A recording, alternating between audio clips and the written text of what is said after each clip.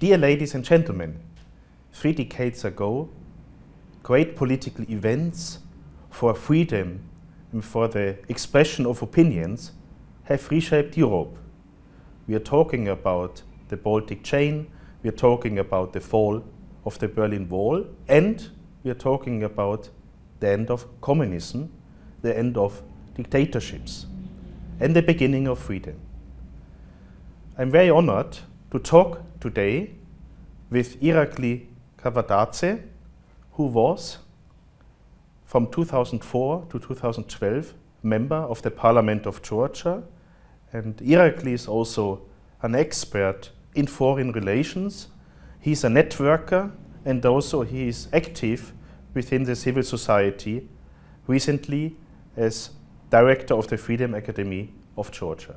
If you're coming back to the events in 2089 to 2091, with the fall of communism, with the end of history, as Francis Fukuyama claimed, how would you, from the perspective today, evaluate these times, what happened in Europe?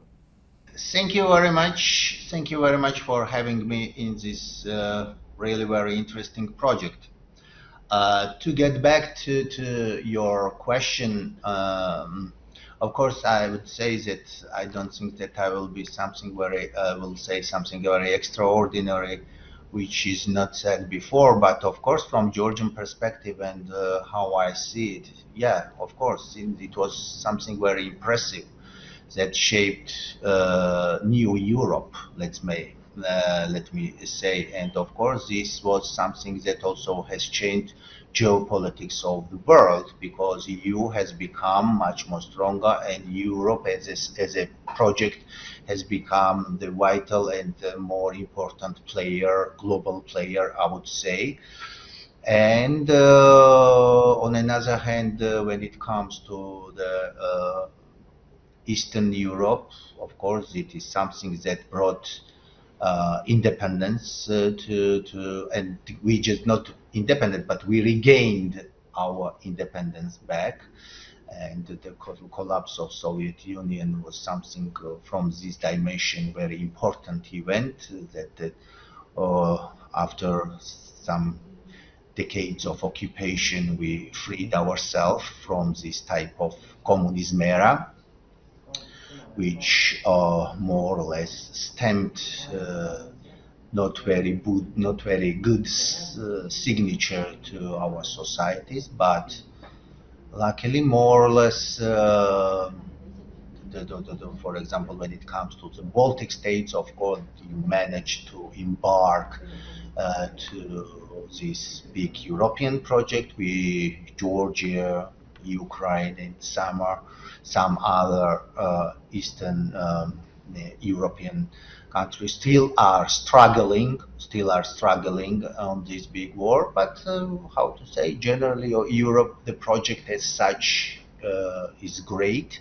And having seen from this perspective 30 years right now, it's something that was I should have to also mention that it was something that it was really unexpected.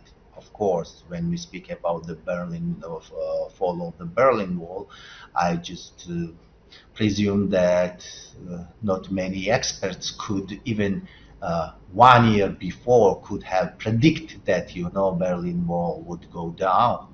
Of course, there might be some prediction, but still it was very difficult. So, on this sense, events were very, very important from our part of the world, from the West, from a transatlantic relationship as such, and from global world as well. Thank you very much. I would say, in terms of memory culture, do we have this achieved that we have common dates such as the August 23rd, or what do you think? What is lacking also in the light of recent developments such as Brexit and all these challenges now? You mentioned EU should be a global player, but still there's a lot of struggles. We tried basically to bring EU closer together with treaties such as Lisbon and others before, but we have the common currency, at least in many countries. But what do you think? What we have achieved and what is still missing? Of course, when it comes to the economic trend, it depends, of course, how to say. When it comes to economic, let me put it like this: if an average Estonian or Lithuanian would have compare the living standards or economic situation, of course, it is much better. And when it comes to state institutions, of course, there are independent state institutions. The country is functioning as an independent state, and of course, that is something that is huge. Let's say this is something that makes us proud of our statehood. And of course, this is something that is very important. And from democratic institutions also, which also make huge sense, it's also very important. And on this regard, my assessment would be very positive. But on another hand, still needs to be done. And when it comes common European security policy, especially and when it comes to Eastern European countries, of course, this solidarity should have to be more strong, let me say, and institutionally, when enlargement as such, it's also very important now. The important strategic decision that has been done during all these 30 years. So. A lot of this plateau that was 30 years ago, and that was something historical moment for the global development. And I also should have to mention that this dimension, because of from the east, we just have this Russia, which is far from this democratic. It's type of the type of the country under the Putin, and that is a regime which start the war, eliminate the genocide that they are committing towards Ukrainian people, and this development does not give too much promise. And what we should have to think about that, instead of having had clear-cut policy towards Russia, and when the years and by years that Putin's regime was enhancing, I think Europe should have to be more cautious, and instead of, for example, thinking more about energy security and different type of security, unfortunately Europe, the leader there did not pay too much attention to this. And that's why, unfortunately, we got 2008, we just got 2014 in Ukraine, and now we just got 2022, that February, that full-scale invasion of Russia in Ukraine. Would you say, Irakli, that Western European countries, especially Germany and France, were a bit too naive dealing with Russia and haven't learned maybe too little? Also, you mentioned the event 2000, or the happenings 2008 with Georgia, then 2014 with Crimea and eastern Ukraine, but still there was a high dependence in terms of energy, the Nord Stream 2 project and others. Now there was a big surprise for Germany and France, what happened now in this year with starting the official war against Ukraine.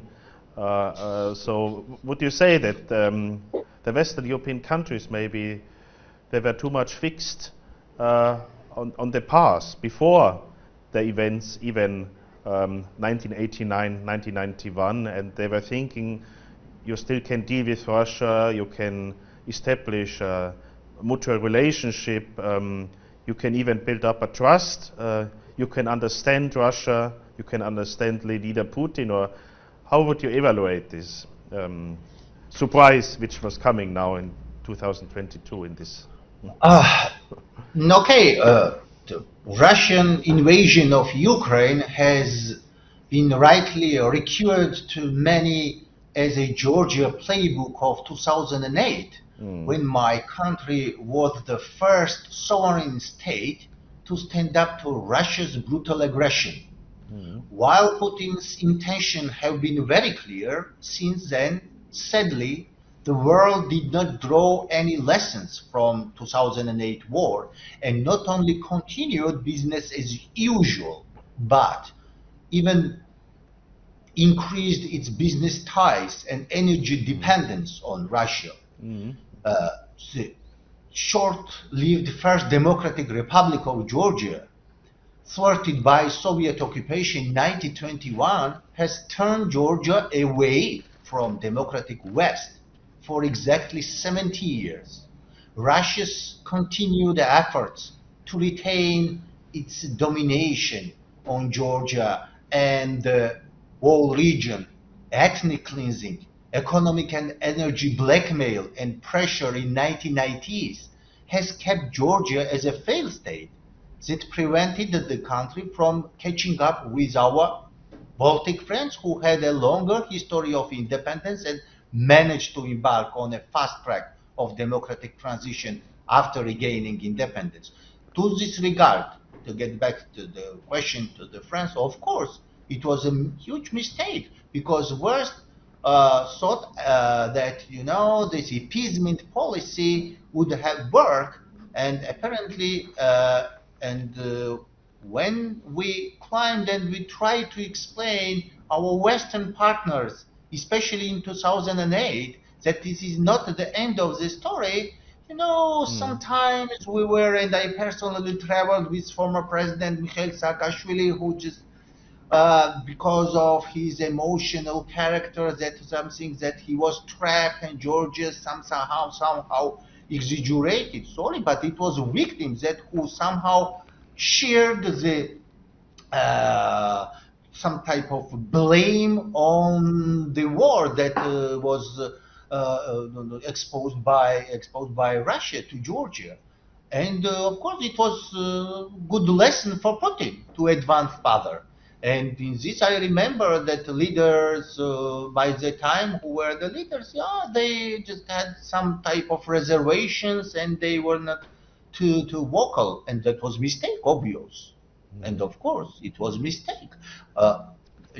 Yes, we just hear many voices right now, many experts, former decision makers, either it is State Department or it is the Brussels. They do recognize that it would have, if they would have should have different approach by the time, but it does not make us to live peace anymore, because now we just had seen whatever we've seen in February this year. Thank you very much for this clear statement. Comparing now the successful events, the Baltic chain, the fall of the Berlin Wall, and then you had also in your country the so-called colored revolutions. What went basically wrong that you are not basically have achieved this status, like for example now the Baltic states have as liberal democracies? What basically in your opinion went wrong, also in the light that also especially in Georgia and in comparison even to Ukraine and Moldova, which got in June 2022, this year just recently, the candidate status, and you just have the status as being a prospective member. So what do you think? What happened specifically in Georgia, and why we cannot talk about a success story now, at least from the perspective from today? Since its independence, Georgia has clearly expressed its European aspirations. This European ambition is included in the Georgian constitution and is supported by the people of Georgia, since 83% of Georgians approve joining the EU.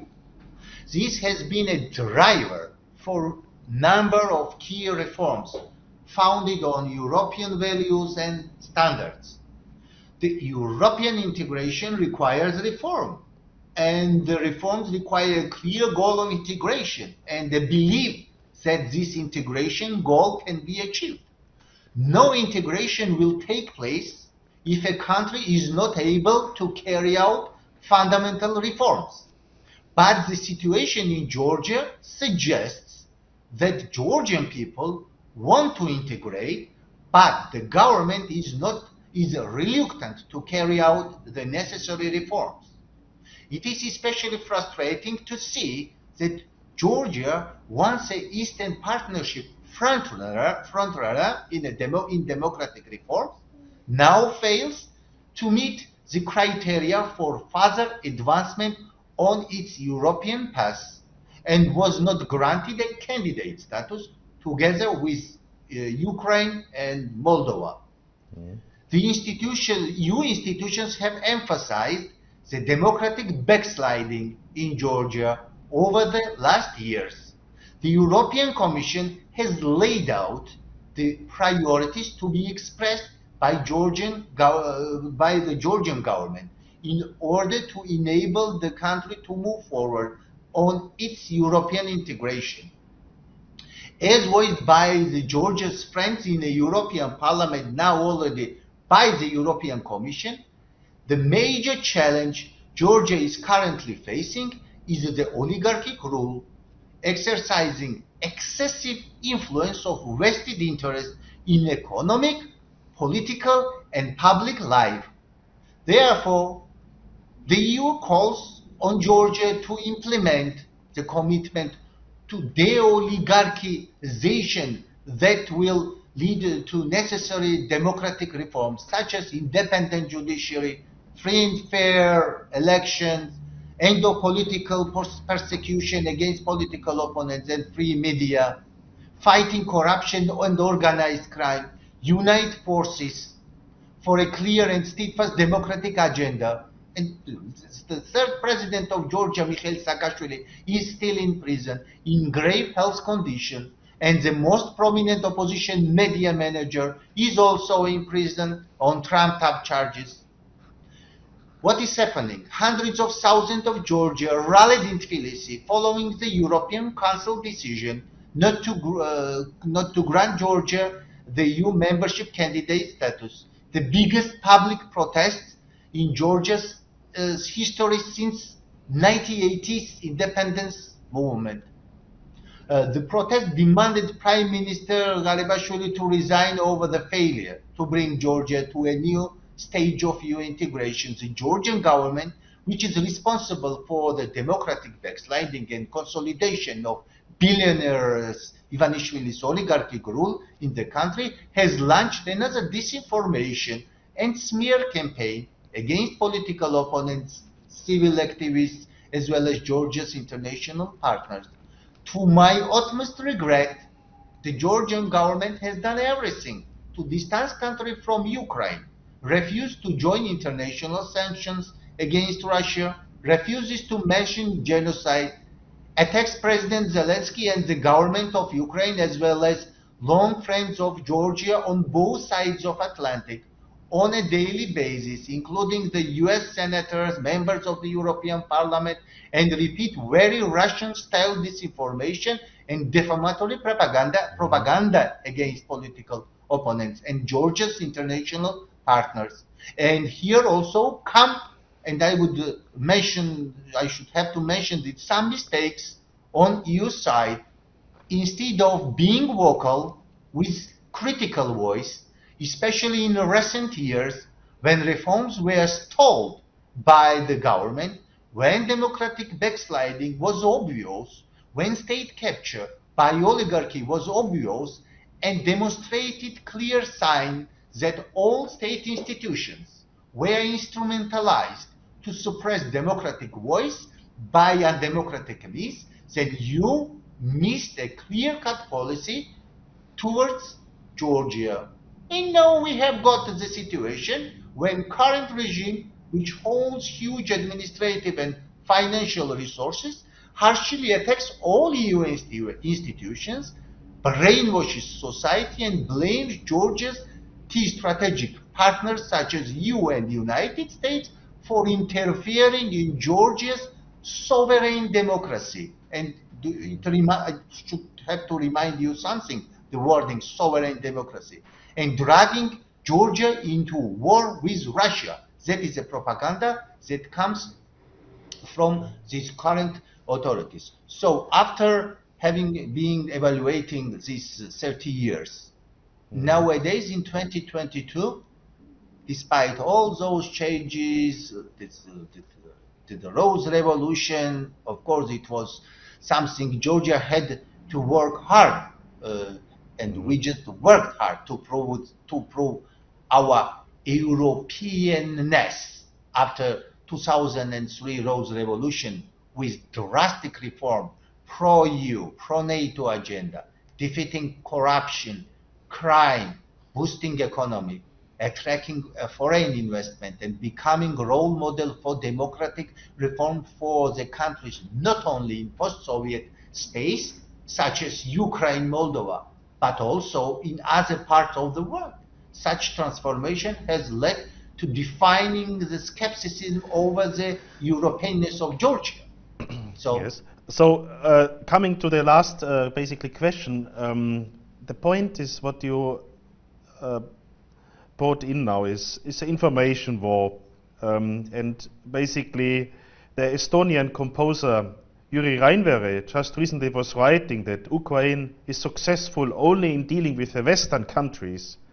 And isn't it that this war Russia has caused shows us a new geopolitics? Because in Africa, also when we look to China and India, there is also sympathy with this new geopolitics. How you see this picture also? Is it a new period now after we were talking about freedom, solidarity after 89, 91? But is this 2022 now? Is it a new period we are facing now, a worrying period? Or how would you say that in the frame of global politics?